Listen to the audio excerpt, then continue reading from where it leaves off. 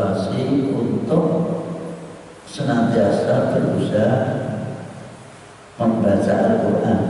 Dengan membaca Al-Quran, baik ngerti atau tidak, itu mendapat 10 kebaikan setiap bulan.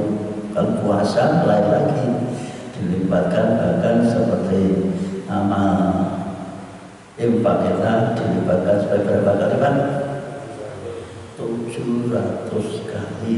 Maka Pak Wafi setiap bulan Dzulhijjah selalu kurban sapi, akan besok di akhirat mendapat 700 kali sapi. Coba bayangkan sapi 700 kaya opo awake dhewe loro era dhewe kok 700. Nah itu pahala, untuk pahala. Maka dari itu jangan bosan-bosan kita mengerjakan kebaikan, karena Allah Maha Pengasih lagi Maha Penyayang. Yang berikutnya, sebagaimana disahkan Nabi Abu Dzar, Abu Dzar, kamu pergi dari rumah kemudian belajar Quran 1 ayat, nilainya, pahalanya lebih bagus daripada sholat sunnah 100 rakaat. Kita sholat tarawih 8 rakaat saja sudah pokok-pokok, sudah sampai, apalagi ini 100 rakaat. Ternyata kita diberi solusi untuk mengimbangi itu, cukup belajar membaca Al-Quran, memahami satu ayat. Maka dari kemarin kita manfaatkan sebaik-baiknya agar nilai-nilai yang indah, bagus dan dilipatkan oleh Allah umum bulan puasa Ramadan akan kita dapatkan lebih-lebih dalam kondisi yang menakutkan. Tapi kita tidak boleh takut, karena takut dengan Allah yaitu kondisi apa kita ini corona. Nah, kita tidak bertakut, percayalah bahwa segalanya Allah akan menentukan. Insya Allah kalau kita optimis akan dihindari. Yang kedua, jangan sampai kita walaupun Ramadan banyak kita sampai begadang. Sholat malam sampai semalam suntuk, tidak tidur, itu akan membuat badan kita rapuh. Maka Nabi beri solusi. Apa itu? Siapa yang sholat malam bersama imam sampai selesai, dicatat seperti sholat semalam suntuk. Nah ini namanya Nabi beri solusi. Begitu juga daftar haji, umroh, kesesuaian, ikut saja sholat subuh jamaah, selesai zikir sampai terbit matahari, mendapat pahala sama dengan haji dan umroh sempurna. Namun dengan tidak boleh terus pulang KTP-nya diberi haji. Karena ini supaya tidak salah pasar. Aku wajib kata masukin dari hadis demikian. Aku sebelum ngaji sampai terbit matahari, aku sholat 2 rakaat, berarti aku wis haji. Terus yang setiap harinya ada ngaji, Pak, dengan belum ke Mekah Pak sudah pakai haji. Kan saya sudah mengikuti petunjuk Nabi, siapa sholat 2 rakaat bersama imam sholat subuh jamaah, maka dan dilanjutkan sampai terbit matahari zikir, kemudian sholat 2 rakaat, pahalanya sama dengan haji dan umroh sempurna. Berarti saya sudah boleh menyandang haji. Dan haji itu tidak perlu disandang karena itu ibadah. Seperti dengan tidak boleh karena sholat disebut musolli atau zakat disebut muzaki. Kalau nama boleh, tapi tidak boleh karena kita ibadah sudah mengeluarkan zakat, kemudian panggilannya disebut muzaki, orang yang mengeluarkan zakat. Juga haji itu pun tidak diberi label haji pun sudah sempurna, justru lebih bagus. Contoh Pak Leman, seandainya diundang orang lain atau pakai undangan tidak ada hajinya, ragu nekani aku haji orang dihargai. Ya saya tidak datang, jadi namanya ibadahnya karena manusia. Pada waliullah yang akan menasih Julbaiti, Imam Soto wajib bagi manusia kepada Allah haji ke Baitullah. Kewajiban itu tidak perlu diberi label, tapi karena oleh penjajah Belanda agar bisa diketahui orang yang sudah pulang dari Arab dan tidak, maka untuk mengikuti ditanya oleh penjajah ini perlu diawasi orang yang sudah haji, maka diberilah label haji sehingga setiap orang habis dari ibadah ke Mekah Madinah pulangnya pasti diberi label haji. Dan sekarang sudah biasa, tidak ada karena sudah sadar bahwa haji itu ibadah tidak perlu diembel-embeli. Baiklah, kita baca Fatihah bersama. A'udzu billahi minasy syaithanir rajim. Bismillahirrahmanirrahim. Alhamdulillahi rabbil alamin.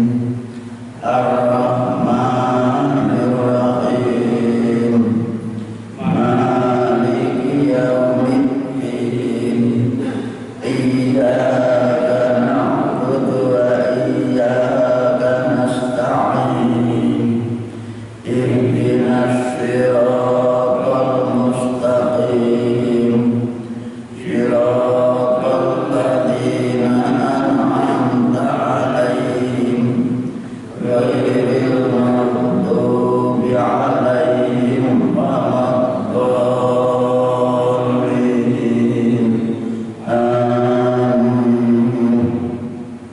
Juz 6 masih surat Nisa ayat ke-148. An-Nisa 148. La yuhibbullahu al-jahra bis-su'i minal qawli illa man zulim wa kana Allahu sami'an 'alima. La yuhibbullahu al-jahra bis-su'i minal qawli illa man zulim wa kana Allahu sami'an 'alima. Ulangi. La yuhibbullahu al-jahra bis-su'i minal qawli illa man zulim wa kana Allahu sami'an 'alima. La yuhibbullah, Allah tidak suka al-jahra terang-terangan, berterus terang, bisu'i dengan perkataan jelek atau buruk, mengucapkan kata yang jelek itu tidak boleh kepada siapapun. Cuma ada yang tidak suka, kita tetap tidak boleh mengucapkan label yang jelek. Tapi ada ilaman dulu, kecuali orang yang teraniaya. Dengan teraniaya tidak salah disalahkan, tidak merasa bersalah, ada saksi yang menyalahkan kita, itu kita boleh terus terang bahwa kamu itu maksudnya apa, mencari apa itu, kenapa harus menjadi saksi palsu. Boleh, tapi kalau wajar-wajar saja mungkin diungkapkan kata-kata yang kurang bagus, kita tidak boleh balas dengan ungkapan yang jelek sehingga akan menimbulkan permusuhan yang selama. Kalau orang diucapkan jelek itu, orang Jawa punya istilah lambat pedang, lanjut lidah. Lidah itu kalau ucapan sakit badan itu bisa diobati, sakit hati sampai tua kadang-kadang teringat. Maka setiap mungkin kita jangan sampai melakukan yang menyakitkan hati orang lain. Nah, orang yang disakiti hati itu boleh membalas dengan ucapan yang rasa kita kasar. Perlu diketahui, wakana memberi maaf lebih bagus. Wakana Allah, sedangkan Allah sungguh-sungguh Allah Maha mendengar lagi Maha mengetahui, tahu persis tentang kesalahan itu, dan yang menilai Allah. Allah kalau menjadi pemaaf, kita akan dimaafkan oleh Allah. Ini yang maka dilanjutkan pada ayat berikutnya. Nun sewu tidak saya pakai karena kalau saya pakai, saya bicara tuh bisa kacamatanya tidak bisa melihat apa kenapa. Maka dari itu maaf kalau tidak saya pakai karena pengaruhnya tidak kelihatan tersana. In tubdu khairan aw tukhfu aw ta'fu an su'in fa inna Allaha 'afuwan qadira. Lain lagi. In tubdu khairan aw tukhfu aw ta'fu an su'in fa inna Allaha kana 'afuwan qadira. In tubdu khairan aw tukhfu aw ta'fu an su'in fa inna Allaha kana 'afuwan qadira.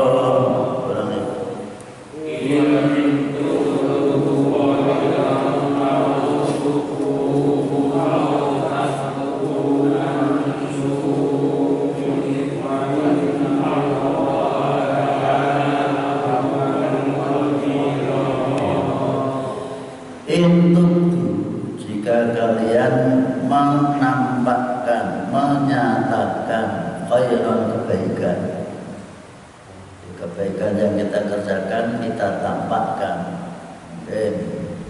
Misalnya berangkat ke masjid memakai membawa apa namanya sajadah, itu kan tampak sekali.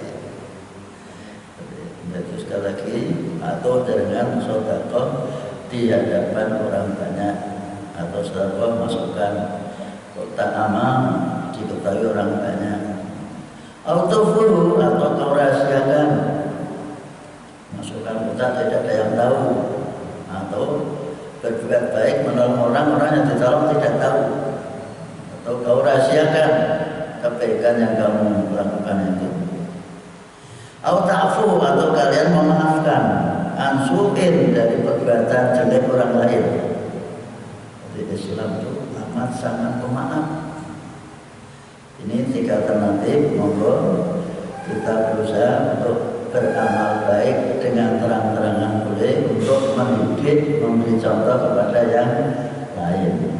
Tapi dirahasiakan juga bagus, karena tidak punya maksud riak, penyakit amal riak. Kalau sampai riak, boleh jadi amal kita tidak diterima karena niatnya sudah karena manusia. Kalau kalian memaafkan, tidak membuat orang lain yang diberi perbuatan baik itu menjadi sakit hati. Contoh, ada orang yang minta-minta ke rumah kita, dan dengan melihat orangnya itu secara jolek, gagah, ganteng, sehat, kuat, kok minta-minta dengan yang mungkin seminggu sekali atau bahkan 2 hari sekali datang, kita mungkin kalau tidak hati-hati bisa hati kita merasa jengkel, sehingga keluar kata-kata wagah sobat orang gelem kerja yang begitu. Ini kan kata-kata yang tidak bagus. Maka dalam Al-Quran surat Baqarah katakan qaulun ma'rufun au maghfiratun khairun min sadaqatin yatba'uha adhan. Ucapan yang bagus dan minta maaf itu lebih bagus dari memberi tapi menyakitkan. Nah, niat memberi, jangan keluar kata-kata yang menyakitkan kepada yang diberi. Ini harus termasuk masjid kan infak pirang-pirang dibawa harus selamat begitu. Nah, itu bahasa yang tidak indah. Ikuti saja di mana pertanjabannya setiap bulan mesti Pak Slamet membuat SPJ untuk dikontrol penggunaan daripada dana yang kita berikan. Lebih-lebih puasa ini nilainya yaitu sampai 700 kali, maka marilah kita berusaha untuk berdepan seadanya semampunya. Perlu diketahui fa'inna maka sesungguhnya Allah karena betul-betul afuan maha pemaaf. Jadi kalau kalian memaaf, apa maafkan? Ya, Qadirun lagi maha kuasa. Inilah informasi diberikan kepada kita agar kita hidup ini menjadi orang yang pemaaf, dermawan, baik secara terbuka maupun secara sembunyi. Yang terbuka jangan sampai ada niat manusia. Contoh, orang kaya mengeluarkan zakat diberikan kupon semuanya sampai ribuan orang antri terinjak-injak sehingga akhirnya ada yang celaka. Itu pun niatnya kurang baik. Lebih baik kalau bagus diantarkan saja, mungkin mencari tukang becak 10 memanjang untuk ini namanya ini RT sana kan lebih bagus daripada orang tadi. Orang saja ada yang punya harga diri untuk antri minta atau mendapatkan jatah zakat itu ada yang harga dirinya itu merasa, maka lebih bagus diberikan secara sembunyi-sembunyi, tidak diketahui orang banyak. Seperti itu cara-cara kita memperbaiki atau memelihara amal kita agar tidak kena penyakit atau hama. Apa tadi hamanya? Hama yang paling mudah itu hama virus pamer, virus riak. Di semua itu ada virusnya. Amal baik kita ada virusnya. Maka sekali lagi tidak jauhkan dari virus pamer. Bahkan Nabi sampai mengatakan yang paling aku takuti terhadap umatku itu adalah syirik kecil. Sahabat tanya, syirik kecil itu apa? Ar-riya, pamer. Lagi pamer, termasuk dalam kita menjalankan sholat seperti ini, yang lain tutup itu tidak perlu di pamer-pamerkan. Burku tetap buka, tidak perlu. Karena kita mencari solusi bagaimana agar dalam kondisi seperti ini masjid kita tetap hidup dengan cara seperti petunjuk pemerintah, yaitu social atau physical distancing, menjaga jarak hubungan kita di masyarakat. Asal kita hanya dari rumah ke masjid itu tidak apa-apa. Yang membuat masalah itu kalau kita naik umum ke luar daerah, yang naik itu bisa juga ada yang sedang menghidap. Kita bersentuhan atau saling adu mulut, mereka bicara, kita di depannya, nah itu bisa. Tapi kalau kita pakai masker dengan kondisi jarak seperti ini, insya Allah dengan ikhtiar seperti itu jauh dari kalau tidak ada yang menghidap. Nah, jangan kalau menerima tamu dari luar, maka itu perlu disemprot. Semprot tidak semprot pakai ucapan, tapi semprot pakai ini harus dipahami. Nah, dulu kan disemprot pakai ucapan, enggak geger ya, tidak perlu untuk disemprot pakai. Kalau tidak ada minta masjid, ada tamu disemprot. Ini dalam rangka menjaga diri, bukan bukan sudut tapi menjaga diri dari kerumunan karena kondisinya kurang mendukung. Ini cara-cara kita untuk menghadapi berbagai masalah sehingga kita tidak ragu kalau sudah mengikuti aturan main. Sehingga kita tidak perlu ragu karena sudah di aturan main. Innal ladzina yakfuruna billahi wa rusulihi wa yuriduna an yufarriqu bainallahi wa rusulihi wa yaquluna nu'minu bi ba'din wa nakfuru bi ba'd. Doa tidak dalam bahasa bib'an wa yuriduna an yattakhidhu baina dzalika sabila. Tahun lagi innal ladzina yakfuruna billahi wa rusulihi wa yuriduna an yufarriqu baina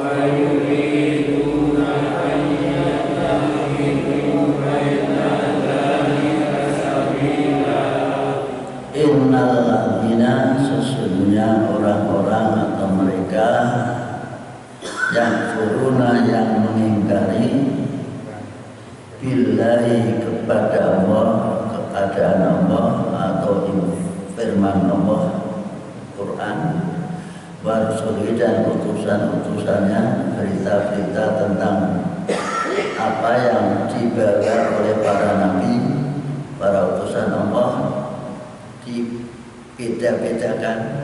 Itu urusan Allah Al-Quran, ini urusan sunnah, tidak bisa dicampur aduk, sehingga muncul orang yang berhaluan cukuplah firman Allah saja agama itu, sehingga yang digunakan hanya Al-Quran.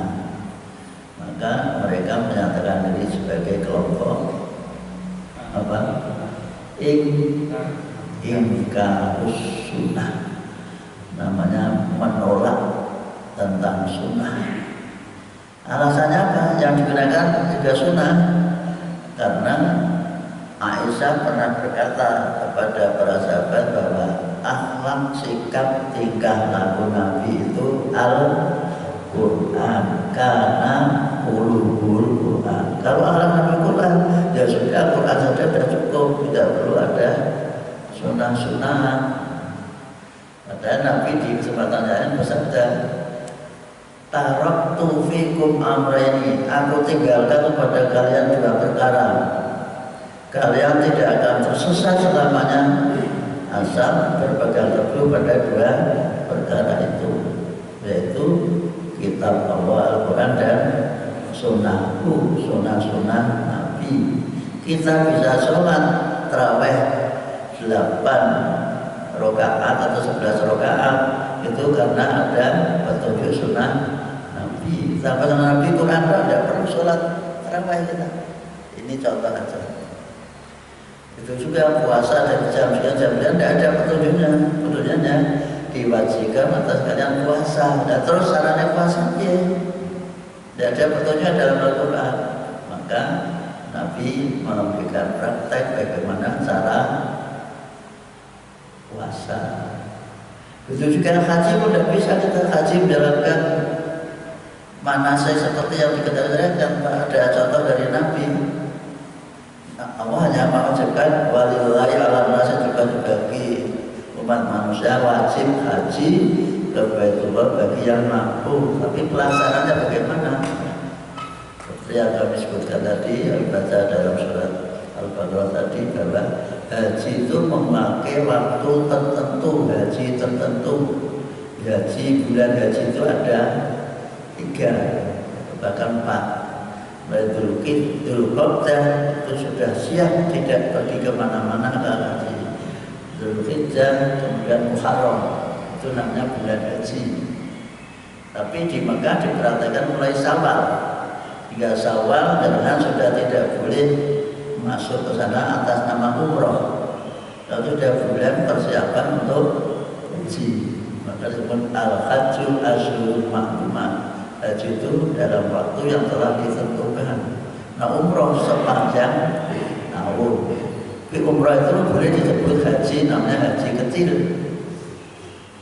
Ini yang jadi ada antara haji kecil, yang umroh itu yang haji besar ya, yang pada waktu yang telah ditentukan itu. Ini sudah tahu saja.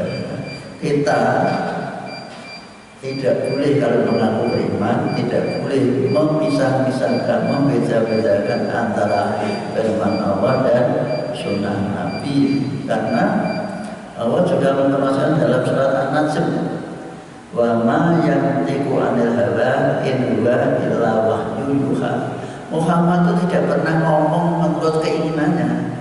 Semua yang diomongkan itu adalah merupakan ilham, wahyu, pemberitahuan dari Allah untuk disampaikan kepada umat manusia, sehingga antara Allah dan Rasulnya tidak boleh informasinya dibeda-bedakan. Namun sejak awal Nabi sudah menjaga kemungkinan campur aduk, sehingga ketika awal mula betul penulisan Al-Quran, Nabi mengatakan uktubu anni illa Al-Quran, jangan kau tulis selain Al-Quran. Jangan kau tulis, sebab kalau semuanya ucapan Nabi dan wahyu dicampur baru nanti bisa campur aduk. Maka pesan Nabi jangan tertulis. Maka baru tahun 200 Hijriah ada inisiatif untuk menulis sejarah perjalanan hidup Nabi Muhammad SAW. Diteliti, betul-betul diteliti. Ini yang ceritakan siapa sampai diurutkan, oh ini dari sahabat Pak Selamat diterima Pak Sulaiman, Pak Masmudin, Pak Wati, terus siapa itu Siddiq. Ada yang tidak mungkin Siddiq ketemu dengan Pak Masmudin sebab dia kan orang Kalimantan, Pak Masmudin orang Demak. Tidak mungkin ketemu sehingga diseleksi. Oh, ketemu dengan masjid. Masjid ini namanya diseleksi, namanya Jarqah dan Ta'dil. Itu meneliti sanad-sanad hadis seperti itu. Pak tadi orang asal yang mengumpulkan namanya Bukhari, ada berikutnya Muslim, ada Abu Dawud, ada. Karena Bukhari, Muslim itu sudah memakai sahih. Yang diteliti itu yang betul-betul diteliti benar tidaknya ini urutan sanad. Maka berikutnya cukup mengumpulkan sunan Nabi, disebut sunan Abu Dawud, sunan Tirmidzi, sunan Nasai, sunan Tirmidzi. Alhamdulillah semua saya ada 9 kitab itu ada. Jadi kalau ada cari, ada orang bicara ini kalau sudah demikian kita cari ada. Ini contoh dia mencari hadis sunan Nabi itu tidak mudah. Maka kami temukan dalam sunan Nabi Dawud bahwa Nabi bahkan Umar pun menyuruh siapa namanya Ubay bin Ka'ab dan Tamim Ad-Dari itu ngimami sholat juga 11 rakaat. Jelas 11 rakaat. Dan disebutkan di situ bahwa Abu Bakar memang pernah sholat sendirian 20 rakaat. Umar tapi hanya sekali. Dijelaskan itu jelas kalau maka kita tambah mantap bahwa sholat malam itu cukup sederhana seperti Nabi 11 rakaat. Sini pelaksanaannya boleh seperti yang dilihat oleh Aisyah 4-4-3, boleh 2-2-2-2-2-1, boleh 2-2-2-2-3. Ini namanya pelaksanaan. Tergantung kita. 4 itu harus hafalannya agak panjang karena tapi nak 2 kan pendek-pendek. Ini yang harus dipahami. Sekali lagi, jadi kita tambah mantap bahwa ternyata artinya seperti itu. Sampai yang terkadang kalau ada mengatakan bahwa para sahabat khalifah itu mengerjakan 20 dengan bolatul bayyinun, salah yang fatal. Sampai seperti itu, bolatul bayyinun, tidak perlu dilihat lagi. Ini hadis dalam hadis Sunan Abu Dawud nomor 1375. Ini sekali lagi sehingga kita kerjakan cukup. Jadi kita tidak perlu nambah-nambah malam, tambah sholat malam. Boleh saja asal tidak membuat kondisi badan kita menjadi loyo gara-gara begadang semalam suntuk karena mumpung Ramadan. Nabi tidak pernah mengerjakan ibadah sampai berlebihan. Sampai berlebihan tidak boleh. Sampai Mu'adz bin Jabal pernah ngimami sholat Isya yang dibaca surat Baqarah. Orang mandek-mandek yang di belakang orang sendiri namanya Siddiq lari. Ini namanya padahal saya nanti punya kepentingan. Tapi larinya tidak melarikan diri tapi lapor kepada Nabi. Belum bertergiat makmum kali Mu'adz bin Jabal dan keluar juga ada kepentingan kata Pak yang baik mau surat Al-Baqarah. Pulau jatuh buatan kusuk, pulau mufarokoh memisahkan diri, membatalkan jamaah sholat sendiri, yang tetap boleh. Nah, terus kerumunan bahwa ada salah seorang sahabat yang makmum melarikan diri, bahasa Arabnya mufarokoh, memisahkan diri, boleh dengan dalam kondisi tertentu jamaah terus memisahkan diri karena kepentingan, boleh. Ini harus dipahami. Selanjutnya dipanggil oleh Nabi, kamu itu membuat fitnah, menyiksa orang. Jamaah itu orangnya macam-macam, ada yang tua, ada yang anak-anak, ada yang sehat, ada yang kurang sehat, ada yang tenaganya fit, ada yang kurang baik. Maka usahakan imam itu dengan surat yang sederhana. Maka ditambah seperti wasabsi, apalagi al-balad, sabiqis, al-ataka, ini surat yang sederhana. Ini yang ditunjukkan Nabi ketika Mu'adz bin Jabal imam. Jadi berarti yang kami ambil ketika sholat itu juga dari sunnah-sunnah Nabi, tidak sembarangan asal mocok. Ini pakai ilmu. Dari sekali lagi itulah yang harus dikondisikan dalam imami atau jamaah supaya kita tidak cenderung karpet. Harus pakai acuan, tidak karpet. Termasuk ini antara firman Allah dan sunnah Nabi, kita harus mengkompromikan. Oh ini pelaksanaan seperti ini, seperti sholat jamaah seperti itu, puasa kok seperti itu.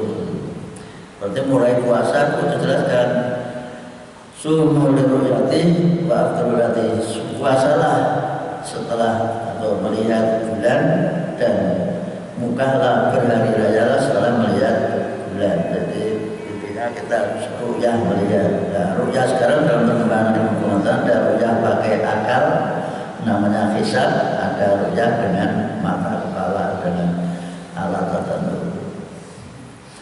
Wa yuriduna, dan kalau mereka berkeinginan bermaksud ayufarriqu, untuk memisah-misahkan bainallah, antara firman Allah wa rusuli, dan ucapan para utusan Allah, sehingga mereka sengaja kalau tidak mengakui utusannya tapi mengakui Allah, atau sebaliknya mengakui utusannya tapi tidak mengakui Allah.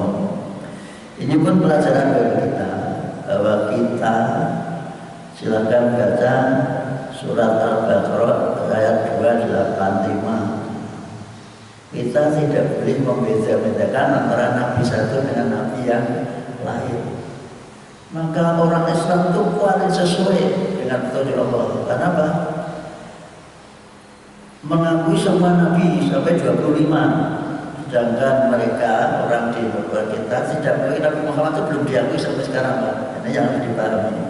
Maka mereka dikatakan kafir, mengingkari, karena dia tidak mengakui Nabi Muhammad sebagai Nabi terakhir yang meneruskan ajaran Nabi-Nabi yang dahulu. Jadi ajaran Nabi itu estafet, jadi dari Nabi ini terus diteruskan Nabi ini semuanya diperbanyak Allah, sehingga ajaran Nabi semuanya sama, yang diajarkan agar umat manusia semuanya mengakui bahwa yang disembah Tuhan itu hanya satu, itu dok yang diajarkan, tidak ada yang lain. Ini apa itu syariat atau aturan ibadah itu berbeda. Yang diajarkan semua Nabi itu bahwa agar semua mengucapkan la ilaha illallah. Untuk mengabadikan ucapan itu terus dikenal dengan tahlil, karena yang mengucapkan banyak kata-kata tahlil la ilaha illallah itu terus disebut tahlilan. Itu loh, jadi tahu sejarahnya. Tahlilan itu mengucapkan la ilaha illallah tidak hanya sekali dua kali, bahkan ada yang ratusan. La ilaha illallah, la ilaha illallah, la ilaha illallah, la ilaha, sampai mana-mana. Akan ada yang bahasa model geleng-geleng, ada yang mantuk-mantuk. La ilaha illallah. Nah, aturannya bagi ahli tarekat itu Pak, Allah tidak ke atas, dari bawah perut terus ke dada, ilah ke kanan terus illallah. Ini cara gede Pak, supaya jangan ngerti. Sebab saya lihat kadang-kadang imam tali oleh gede sak seneng. La ilaha illallah, la ilaha illallah, itu cara gede tak marahi. Jadi semuanya sudah saya kata, jadi dengan aja nanti asal gede. Lah, tapi ini hanya yang diajarkan oleh para ahli tarekat. Dengan disebut pemora ya rabbah, daripada gede tapi keliru. La ilaha illallah, la ilaha illallah, di ke atas telah dikosongkan. La itu nafi, kosong, tidak ada Tuhan. Ilaha, la ilaha illallah, kecuali hanya Allah. Tadi dimasuki namanya nafi, kalau isbat dinafikan, dikosongkan hati kita, terus dimasuki dengan Allah, maka yang ada hanya Allah. Jika komunis itu hanya membaca la ilaha illallah, ya toh? Komunis itu hanya membaca la ilaha, apa artinya? Tidak ada Tuhan. Maka jangan ngajak gampang genepan, lengkapan, nak tunggu tujuan tutupi, ditutupi illallah sudah menjadi muslim. Ini yang harus dimengerti bagi kita semua supaya. Nah itu ada yang mungkin kurang memahami, supaya mendapat banyak, karena metodenya sehari semalam itu 10.000 orang yang sudah masuk tarekat la ilaha illallah, sekali duduk 10.000. Maka bapak itu namanya apa? Tasbih itu 10.000. Bayangkan Pak, kalau duduknya harus diatur seperti ini.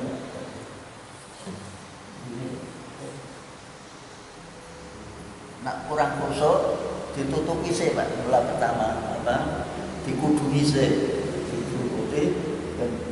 khusyuk. Lama-lama kalau sudah itu dihilangkan. Itu menurut Naqsabandi. Tapi menurut Qadiriyah, Abdul Qadir Jailani cukup 5.000 sehari semalam, bisa dicicil setiap habis sholat.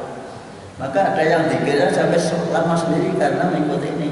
Wirid setiap habis sholat 1000 ucapan la ilaha illallah. Ben cepat, yang penting kan Allah, Allah, Allah, Allah, Allah, Allah, Allah, Allah. Ben cepat lagi, karena ada dia. Orang yang tidak pernah belajar seperti itu kadang-kadang mosok pikir maksudnya hanya dia. Dia itu siapa? Yang ada hanya Allah. Tak juga ingin menetarekat seperti itu.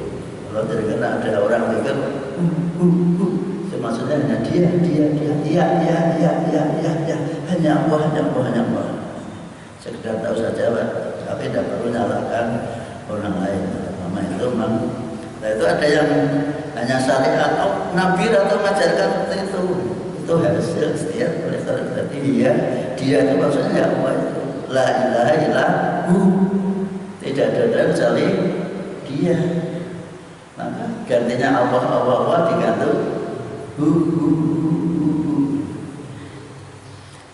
Nah, seperti itulah kondisi perkembangan zikir antara orang-orang yang soleh atau orang-orang yang makrifat atau orang-orang hakikat, sehingga satu dengan yang lain berbeda. Ada yang zikir supaya konsentrasi kalau jogetan di Turki itu joget itu zikir kan aneh Pak. Nah itulah Islam dikembangkan berdasarkan tradisi jogetan.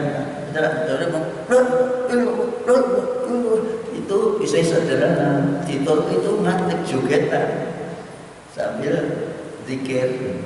Rasanya biar yang diingat hanya Allah. Nah, jogetan pernah ada di selain mabuk. Ini ya cara namanya.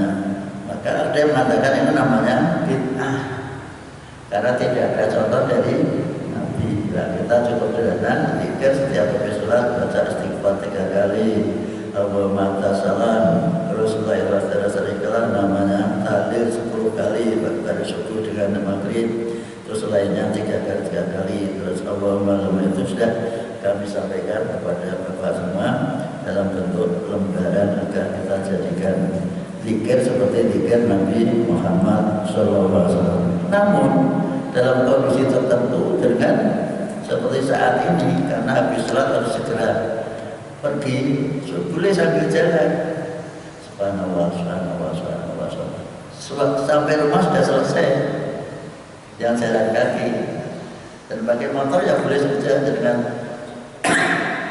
sambil pulang.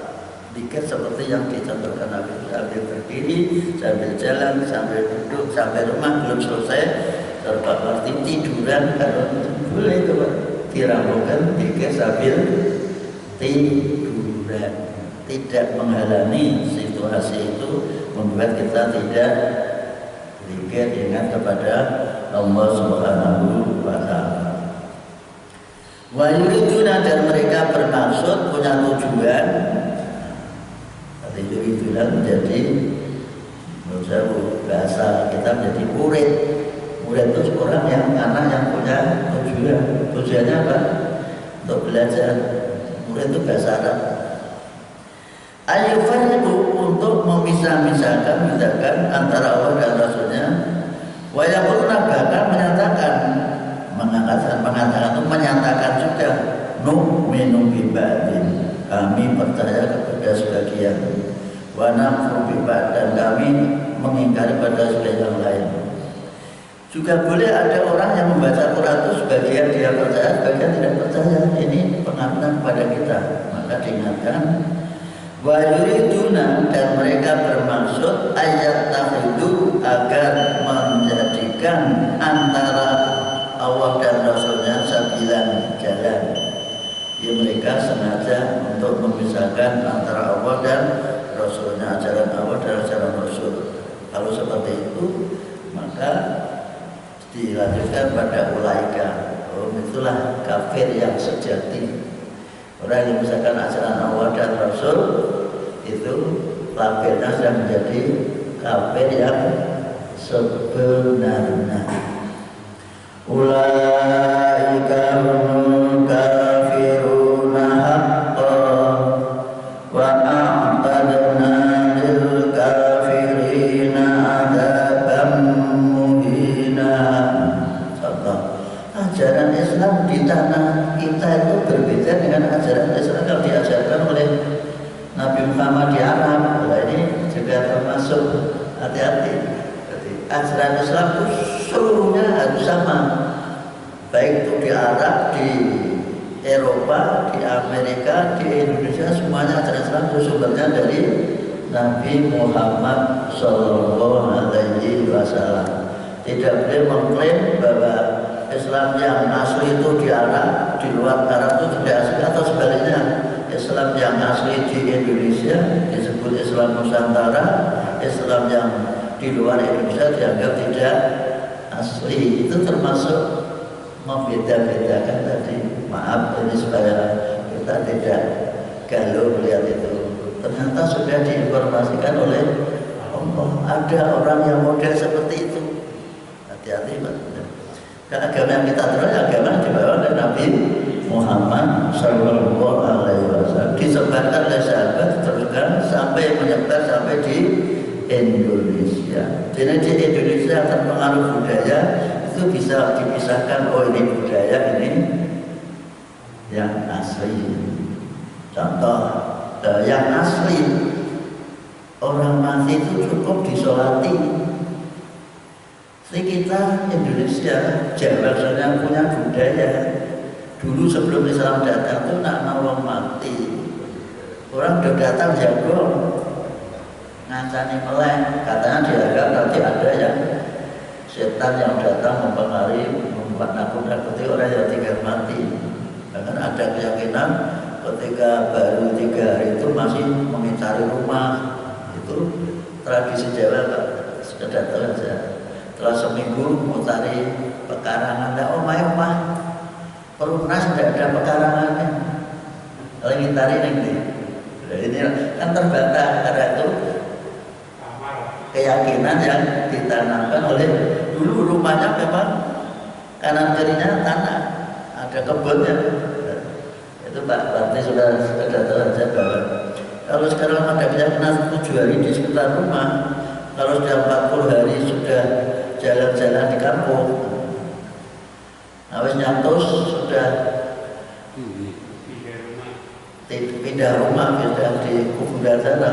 Maka biasanya itu tradisi masyarakat Jawa yang dulu diwariskan oleh Hindu. Nah, tradisi itu masih melekat, maka dialihkan oleh kiai, dibacakan tahlil biar semuanya kembali kepada la ilaha illallah.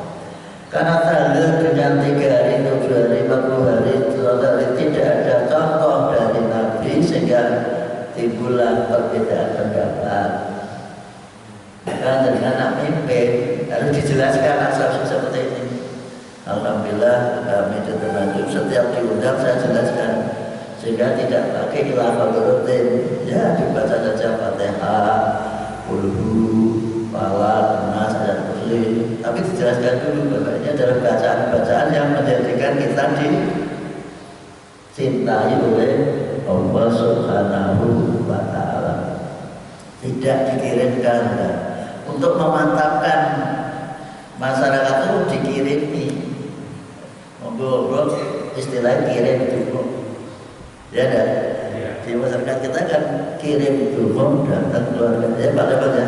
Dibacakan juga gitu. Masyarakat itu selalu bahasanya kirim doa. Padahal yang diharapkan kita memintakan ampun kepada yang meninggal itu. Tapi bahasa Swiss kandung. Jadi lapir kirim doa, akhirnya doanya dikirim ke. Padahal kita minta kepada Allah agar diampuni, itu kan gitu. Nah diampuni masuk surga. Mula wong sing wis mati diarani swargi. Paham betul? Ya tahu wong sing wis mati sebenarnya swargi. suwargi bahiki suwargi nganggo suwargi karena harapannya semua orang mati masuk surga. Ini sekedar ilmu wajar, ilmu yang harus dipahami supaya kita tidak terlalu ekstrim, tapi ya perlu dijelaskan bahwa memang itu termasuk bid'ah kalau dianggap itu ajaran agama. Tapi kalau itu bukan tradisi yang diisi dengan agama, dijelaskan berapa salah itu dibaca, akhirnya menjadi berkelanjutan seperti itu terus, tidak ada perubahan. Alhamdulillah di sekitar kami, RT kami di sana sudah ada pemikiran juga seperti itu, tidak. Maka ketika memberi, tapi ya siapa itu modelnya kan sekarang kalau memberi berkat tuh orang matang, pimentan, beras setengah kilo gulanya, notai ada, terus macam-macam itu mentah semua. Karena biasanya malam hari sampai rumah anak sudah turu, bujurnya turu, dikai berkat, karena kepangan nanti mampu musproh, maka dibuat mentah agar nanti bisa diawetkan. Nah, mentah bisa termakan ini. Tapi ya kadang-kadang wis kangelan dongake, saya kangelan kon masak dhewe. Ya kan? Itu kan serba salah. Dicari salah manusia yang namanya tradisi, dicari salahnya tetap ada salahnya. Hanya kita harus bisa memisahkan itu antara agama dan tradisi. Ya biar tidak campur aduk. Ini diterima alhamdulillah, sudah terima. Ini namanya mengikuti tradisi.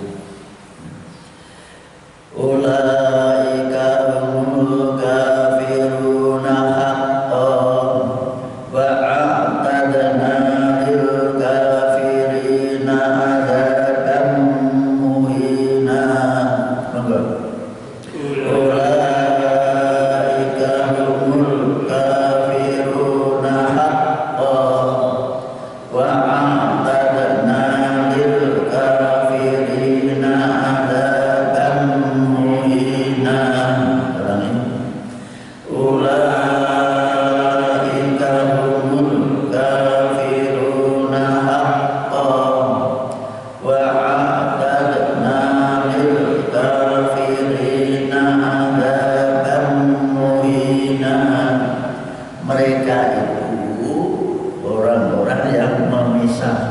membedakan antara ajaran Allah dan Rasul, antara turunan Nabi satu dengan Nabi yang lain, itu orang yang disebut kafir yang sejati, kafir tulen.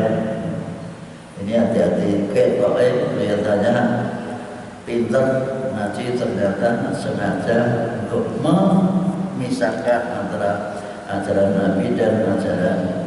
Nah, manusia itu sangat dipengaruhi oleh budaya, dan budaya itu jangan sampai menjadikan bahan untuk membuat menilai agama rusak. Contohnya, budaya itu sangat mempengaruhi. Orang yang pernah hidup di Arab pasti punya budaya memakai topi putih terus, karena orang Arab itu tukang kiai semuanya pakai topi putih. Yang wanita di sana ada pakai cadar bagus, maka ada yang pakai cadar. Itu budaya, jangan dianggap itu agama, budaya. Tapi cocok dengan agama karena bisa menutupi aurat bagi wanita, pada itu aurat. Begitu juga celana.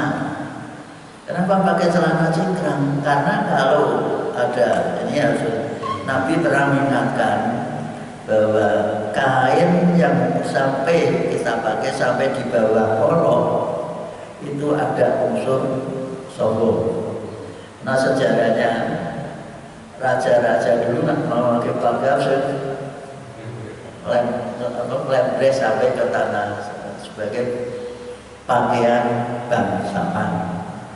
Maka Nabi ingatkan pakaian yang melebihi kolong termasuk itu isbal. Isbal itu kalau ada unsur sombong haram. Makanya timbul dua pendapat. Satu, asal orang sombong orang haram. Isbah yang haram itu kalau ada unsur sombong. Tapi kita yang berpihak pada haram isbah itu sombong orang, baik isbah yang tetap haram. Tapi ada yang berpihak tadi karena tidak ada unsur sombong, ya tidak haram. Terus cara menilai seperti itu, tapi jangan sampai bahasa kita gebiah. Gebiah apa itu Pak? Apa itu dianggap sama? Ini harus dipahami betul-betul dalam hidup ini supaya kita tidak termasuk orang yang ekstrim. Usahakan untuk semua umat beragama, umat Islam adalah saudara. Jangan dimusuhi, diberi pengertian. Ini harus dipahami. Sering kita itu sebenarnya musuh-musuhan bodoh-bodoh Islami, sehingga sing ora ngerti bingung jajan iki sing bener sopo. Aku melu kono bingung dimusuhi kene, aku melu kene dimusuhi kono. Lebih baik orang beragama baik, ora sing musuhi. Akhirnya orang frustasi. Ikut sana dimusuhi sini, ikut sini. Lebih baik agama jangan malah bisa melu kono melu ini nggak jadi orang munafik. Maka sekali lagi semua itu adalah dasarnya ilmu. Wa'atadna, dan kami persiapkan, kami sediakan Allah yaitu kafirnya untuk orang-orang yang kafir, yaitu mengingkari salah satu mengingkari Allah atau mengingkari Nabi, mengingkari ajaran Allah atau mengingkari ajaran Nabi. Maka kami sediakan adaban siksa muhinan yang menghina, muhinan yang merendahkan, membuat hina, karena kita sengaja hinanya lebih terutama di akhirat. Teman-temannya dimasukkan surga ternyata dia kokoh berjuang katanya, tapi karena membeda-bedakan ajaran Nabi dan ajaran Allah maka dia akan masuk ke dalam neraka. Itu ancamannya seperti itu. Maka hati-hati menjalankan agama harus betul-betul sesuai dengan petunjuk Allah dan Rasulnya. Sampai Rasul mengatakan, aku tinggalkan dua perkara, kalian tidak akan tersesat sampai kapanpun selama-lamanya selama berpegang pada dua perkara itu, yaitu kitab Allah Al-Quran dan sunnah Nabi Muhammad Sallallahu Alaihi Wasallam. Sunnah Nabi itu luas, masuk masjid berdoa, tapi tidak perlu masuk masjid dengan angkat tangan, biasa saja masuk masjid sambil Allahumma ftahli al-barakah. Tidak semua doa harus mengangkat tangan. Jangan ada dumose angkat tangan. Nah, tidak perlu ya. Bismillahirrahmanirrahim. Ini sangat praktis dan simpel. Simpel bukan sampel ya Mas Sidik ya. Bedanya simpel kalau sampel apa? Sidik. Sampel kalau simpel. Nah, simpel itu mudah apa? Nak sampel contoh. Nah, itu kan tulisannya kan bodoh kalau tapi kabeh pleng kalau simple sampel. Kita lanjutkan satu ayat lagi biar sampai pada ain. Walladzina amanu billahi wa rusulihi wa lam yufarriqu baina ahadin minhum ulaika sawfa yu'tihim ujurahum. Ada ulaika itu boleh berhenti di sini karena di sini sudah disebutkan yang lain, nanti kita artikan. Wa kana Allahu ghafurur rahima. Walladzina amanu billahi wa rasulihi wa lam yufarriqu baina ahadin minhum ulaika sawfa yu'tihim ujurahum wa kana Allahu ghafurur rahima.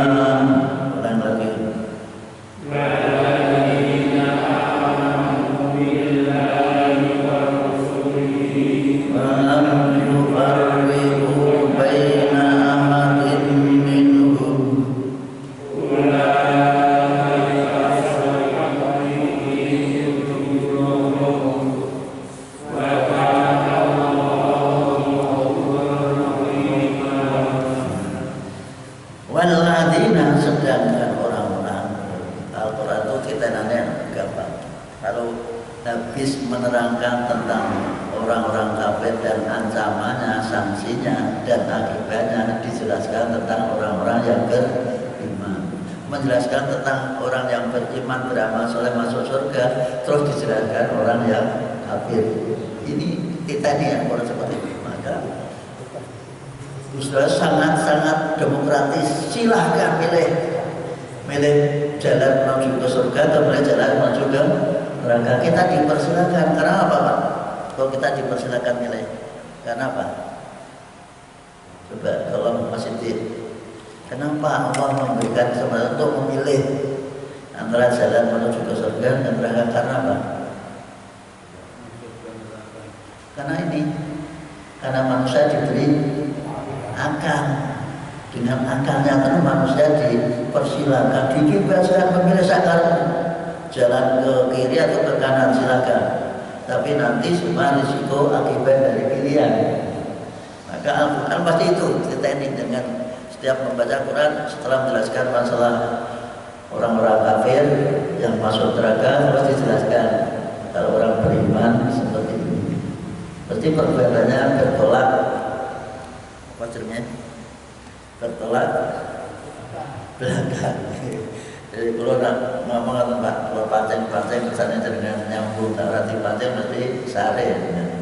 Padahal nak sare tak pergi bertenasal di sare akhir. Apa? Nak sare termecir bertenasal di sare akhir. Sebab nanti sare akhir berarti mati. Apa ya? Berarti dengan ngaji ngantuk orang itu di sare akhir. Karena di sare akhir berarti dengan innalillahi wa inna ilaihi raji'un. Bahasa Jawa wong sing dikubur jenenge kan disarake, pun disarake. Tapi tidak boleh orang tuanya atau bayi datang dari jauh, "Mbah, sare apa disarake?" Boten asal ya tetap sare riye. Ora kena nganggo basa disarake mawon. Jenenge ngamuk bae wong kula iki. Oke, teko bahasa Arab di syara'ake. Waladina, sedangkan orang-orang sidik tahu di syara'ake itu dikubur. Jadi kalau sare tidur. Nah, anak ditidurkan, anak tidak boleh dibiasakan.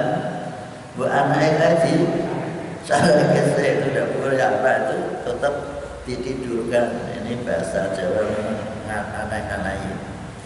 Waladina, sedangkan orang-orang amanu yang beriman billahi kepada Allah, wa rasul otomatis dengan utusannya. Allah juga pada utusannya. Maka dengan dalam surat Al-Baqarah, apa yang dipercaya oleh Rasul sama dengan yang kita percaya. Amanar rasulu bima ilaihi birrabbihi wal mu'minun. Rasul itu percaya terhadap apa yang telah diturunkan oleh Allah. Itu juga orang-orang yang beriman. Maka membuat pernyataan la nufarriqu baina ahadin, kami tidak membedakan antara utusan Nabi semuanya itu utusan Allah, dan wajib kita percayai, kita ikuti pendapatnya, kitabnya kita pahami. Kitab itu berkelanjutan, Allah yang menurunkan, tidak bisa bedakan Taurat dan Injil. Maka diseleksi kitab Taurat, Injil maupun Zabur yang sesuai dengan Al-Quran itu tidak boleh kita tolak, walaupun itu dari kitab selain Al-Quran. Ini supaya tidak itu di Quran, tidak percaya, bukan gitu. Jadi kalau itu Taurat nggak cocok, berarti ini belum mengalami perubahan. Karena orang-orang dulu, para tokoh agama itu sering tampil merasa paling ngerti agama, berani merubah ayat-ayat dari Allah, baik Taurat maupun Injil. Maka dikatakan tidak asli sebagian, tapi juga ada yang asli. Yang membuat orang tidak percaya karena bahasanya bukan kitab suci lagi, tapi namanya sudah kitab karangan. Kitab karangan Yohanes, kitab karangan Matius, kitab karangan Lukas, kitab karangan yang satu apa? Kan ada 4 siapa? Yohanes, paling dari Yohanes, Lukas, Matius, Markus. Maka nama-nama mereka pakai kus itu, Lambertus, Pertus, terus apa lagi pakai kus itu, ciri khas di sana. Namanya pakai kus Yohanes, karena mengikuti pengarang-pengarang itu. Walam yufariqu, mereka tidak membeda-bedakan baina khatiminhum, antara satu dengan yang lain dari utusan-utusan Allah itu. Maka kita tetap mengakui utusan Allah ada 25 yang wajib diakui, dan jumlahnya Nabi ada 124.000, sehingga kita tidak mampu untuk menghitungnya. Tapi kita yakin saja bahwa yang wajib dipercaya, diyakini itu hanya 25, mulai dari Adam dimasukkan. Kenapa Najar masukkan? Karena anaknya menjadi raja, bapak raja itu pasti dimasukkan. Walaupun dia tidak masuk berdakwah, karena hanya mengajak anaknya tok. Lalu mengajak siapa? Memang yang ada di sekitarnya hanya anaknya. Setiap melahirkan, David 20 kali melahirkan bujune Nabi Adam. Setiap melahirkan kembar, laki dan perempuan. Setahun lahir, kembar. Karena hanya terus tahun, maka kakak itu dia itu kakak.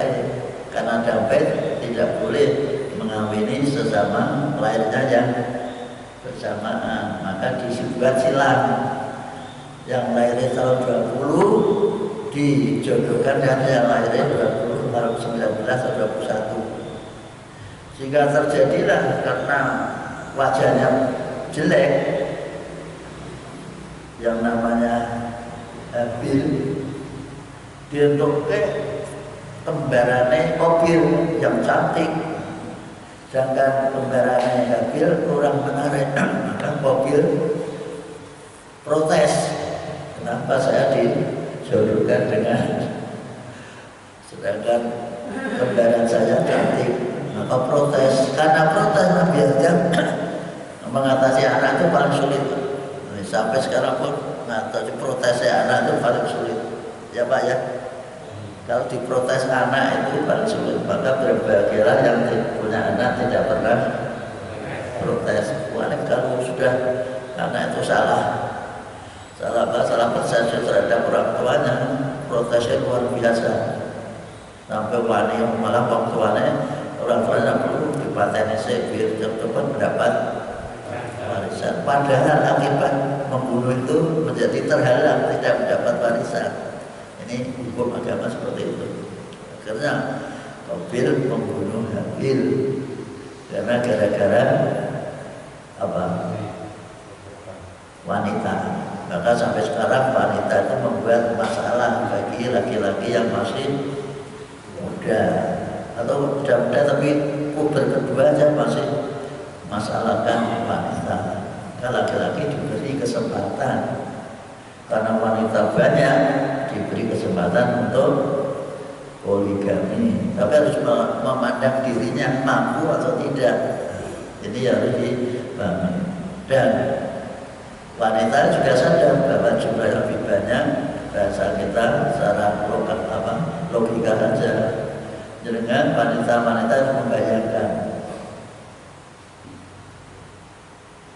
bagaimana kalau dengan setiap hari makan soto, sate, lodeh, semuanya gulai, apa yang paling atas apa? Tongseng atas apa? Tongseng atas apa? Empuk atas. Tapi tangganya tidak pernah makan. Ini untuk memotivasi.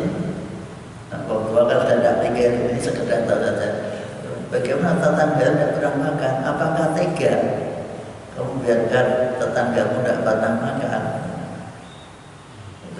lembaga sosial, sehingga akhirnya sadar seperti istri Nabi yang namanya Saudah bin Jam'ah, istri kedua. Ketika Nabi kawin lagi dengan Aisyah, Aisyah pun minta kepada Saudah, ibu, karena ternyata sudah tua, saya masih muda. Raya muda itu bahasa Jawa nih, tapi dicerah bahasa Jawanya jenenge apa Pak? Yang masih muda masih doyani. Apa Pak? Tahu doyani? Apa?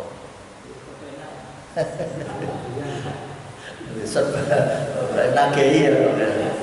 Allah suatu kula butuh nun sewu gilirane jenengan kula suwun. Bisa yang sadar bahwa sudah tua membiarkan monggo. Yang penting hidup kita menjadi tentram, sebab tujuan berumah tangga itu sakinah, mawaddah, warahmah. Apa artinya poligami kalau justru malah membuat ribut? Itu harus dipahami. Maka bangsa Indonesia ada persyaratan, ada pernyataan izin dari istri tua, karena agar rumah tangga tidak menjadi ribut gara-gara poligami yang berselubung atau tidak terus terang. Ini sekedar tentu saja perbandingan supaya kita tidak terlalu strength atau textbook, dan sampai ada ayat mengatakan tidak bisa kamu membuat adil. Ayat itu kan ada, namun pasti ada kecenderungan silakan di dalam hati, jangan dikeluarkan. Tidak mungkin cinta semuanya dibagi sama, tidak mungkin. Pasti ada yang lebih antara istri pertama, dua, tiga itu pasti ada yang lebih disayang. Maka jangan dikeluarkan. Giliran tetap sama. Ini prakteknya dalam artian makannya tidak mesti sama. Di istri pertama tidak makan, istri dua karena disayang makan, istri ketiga tidak makan lagi. Yang hasil kan makan semua, istri makan. Ini yang harus dipahami sistem. Nabi beres hasil, apalagi kelasnya kita. Maka seperti itu caranya. Ulaika, mereka itu orang yang tidak membeda-bedakan Nabi satu dengan Nabi yang lain. Saufa yutihim, Allah akan memberikan ujurahum pahala mereka, akan diberikan pahala yang luar biasa. Orang yang percaya pada Allah dan Rasulnya, tidak misalkan Rasul Ta'ala Rasul, maka kita tidak boleh banding-bandingkan. Nabi Isa itu gini, Nabi Isa itu bisa menghidupkan orang mati hanya satu orang. Nabi Ibrahim itu ada burung 4 disuruh nyacah-nyacah, dua aneh, gunung kidul, gunung lor, gunung wetan, gunung kulon. Panggilan dipanggil darah, terus bisa kumpul Pak, darah das darah, sikil darah, terus jadi darah lagi. Kemudian ada bangun itu cincang-cincangan itu bisa pada saat dicampur. Berarti lebih hebat Nabi Ibrahim, toh tidak dijadikan Tuhan. Ini karena ingin melihat kelebihan. Semua Nabi punya kelebihan, maka kita tidak boleh membeda-bedakan Nabi satu dengan Nabi yang lain. Semua Nabi yang diajarkan yaitu La ilaha illallah. Bahkan namun kalau mereka kembali menjadi beriman, beramal soleh, keyakinannya diluruskan, maka Allah akan mengampuni. Maka dengan tidak boleh terus menjas, menghukumi ini ahli neraka, tidak boleh. Siapa tahu akan makin tua-tua jadi soleh. Ketika muda rajin tidurnya di masjid, subuh setelah pulang ada usaha, kemudian usahanya meningkat, serta kerjasama dengan negara yang berbahan komunis, akhirnya dia lali ibadahnya, siapa tahu maka menjadi suhul khotimah. Maka kita tidak boleh menjudge, menghukumi orang yang sedang lupa ibadah, dan kalau kita katakan wah itu ahli neraka, tidak boleh, karena kita tidak tahu takdir Allah nanti bagaimana. Maka dikatakan Ghafurur Rahim, Maha Pengampun lagi Maha Penyayang. Itulah yang bisa kita pahami pagi hari ini. Semoga ada manfaatnya. Marilah, apa ada yang butuh bertanya? Kalau ada bertanya, monggo. Kalau enggak, kita akhiri bersama dengan baca